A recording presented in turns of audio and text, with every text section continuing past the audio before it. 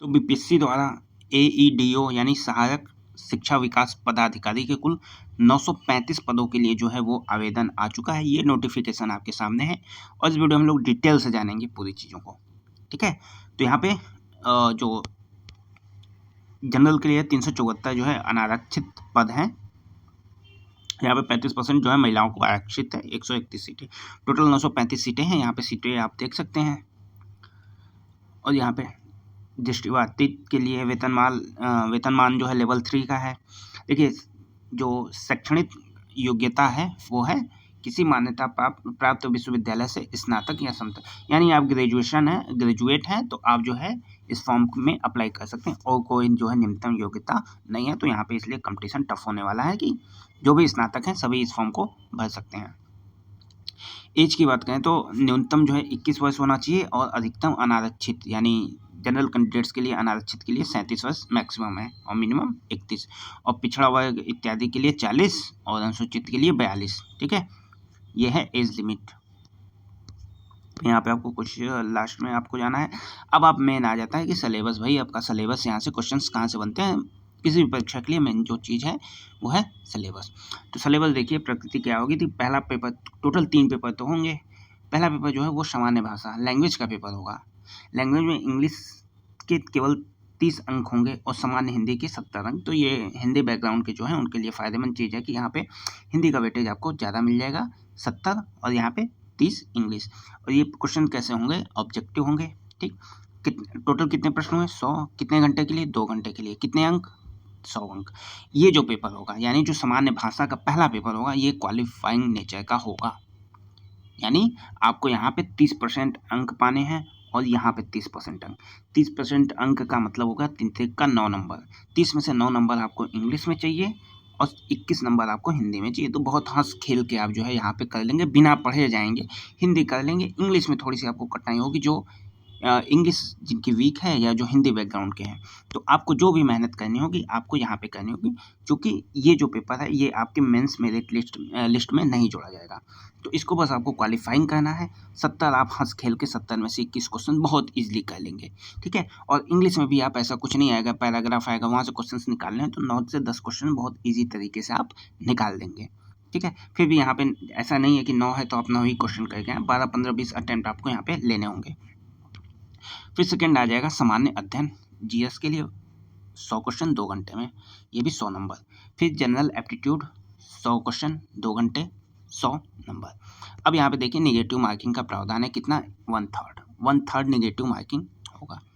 फिर आगे दिया है कि सामान्य भाषा यानी जो हिंदी और अंग्रेजी के पत्र केवल क्वालिफाइंग होंगे, जिसमें से प्रत्येक में यानी हिंदी और इंग्लिश दोनों में अलग अलग 9-21 आपको बताया गया ना, 9-21 30 नंबर अलग अलग अंक प्राप्त करना है, ठीक है। और ये जो है मेंस में नहीं जोड़े जाएंगे, और जो यहाँ पे फेल हो गए उनको आगे जो है विचार नहीं किया जाएगा, वहीं पे उनका कहानी खत्म। अब देखिए पाठ्यक्रम में क्या है थी, सामान्य हिंदी और इंग्लिश में कोई पर्टिकुलर पाठ्यक्रम दिया नहीं है, तो भाषा संबंधी प्रयोग की समझदारी की जांच आवश्यक है।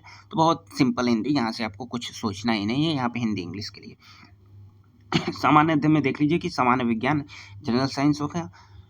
यहाँ पे समसामयिक घटना यानी करंट अफेयर्स आपको आज से लग जाना है। करंट अफेयर्स पे आपको आज से लग जाना है यदि आपको ये फॉर्म भर रहे हैं, निकालना है तो। फिर भारत का इतिहास और बिहार के इतिहास की प्रमुख विशेषताएं। फिर सामान्य भूगोल, भारत का प्रमुख भौगोलिक प्रभाग तथा महत्वपूर्ण नदियाँ कहाँ की, बिहार की। भारत की राज्य व्यवस्था, आर्थिक व्यवस्था यानी इकोनॉमिक्स, आज़ादी के पश्चात बिहार की अर्थव्यवस्था के प्रमुख परिवर्तन, भारत का राष्ट्रीय आंदोलन तथा इसमें बिहार का योगदान को जांचने वाले प्रश्न होंगे। फिर राष्ट्रीय आंदोलन में स्पेशली बिहार का क्या योगदान रहा है। यहाँ से सोचिए कि यहाँ से 100 क्वेश्चंस बनेंगे इतनी छोटे टॉपिक से, लेकिन ये टॉपिक अगर पढ़ेंगे तो काफ़ी वृहद है, ये चीज़ें आपको करनी है। अच्छा, करंट अफेयर्स की प्लेलिस्ट बनी हुई है, प्लेलिस्ट में आपको जाके देखेंगे पिछले 3 महीनों की करंट अफेयर्स आपको वहाँ पे मिल जाएगी। आने वाले समय में आने वाले महीनों की करंट अफेयर्स मिल जाएगी। तो यहाँ पे करंट अफेयर्स आपको सोचना नहीं है, उतने करंट अफेयर्स के क्वेश्चन आप करके जाएंगे, ईजिली जो है करंट अफेयर्स आपका हो जाएगा। प्लेलिस्ट में जाके आप सारे करंट अफेयर्स को देख सकते हैं। फिर देखिए जनरल एप्टीट्यूड, यहाँ पे जो मैथमेटिक्स बैकग्राउंड वाले हैं या एसएससी वाले हैं वो बहुत वेटेज उठाएंगे।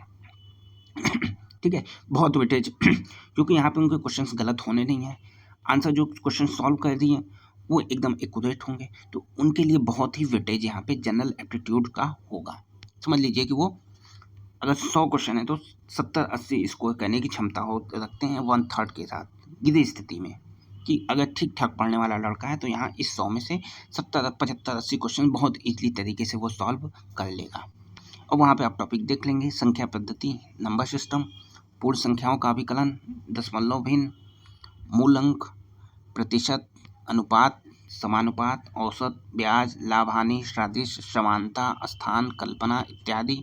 फिर अभिविन्यास, समस्या समाधान, विश्लेषण, दृश्य, विभेद, अवलोकन, संबंध, अंकगणित, तर्क शक्ति, ये सारी चीज़ें जो है, और श्रृंखला, कूट लेखन एवं कूट व्याख्या।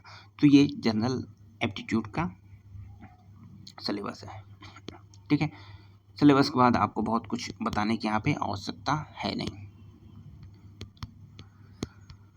ठीक है, हाँ, तो ये सारी चीज़ें हैं, इसके बाद कुछ है नहीं।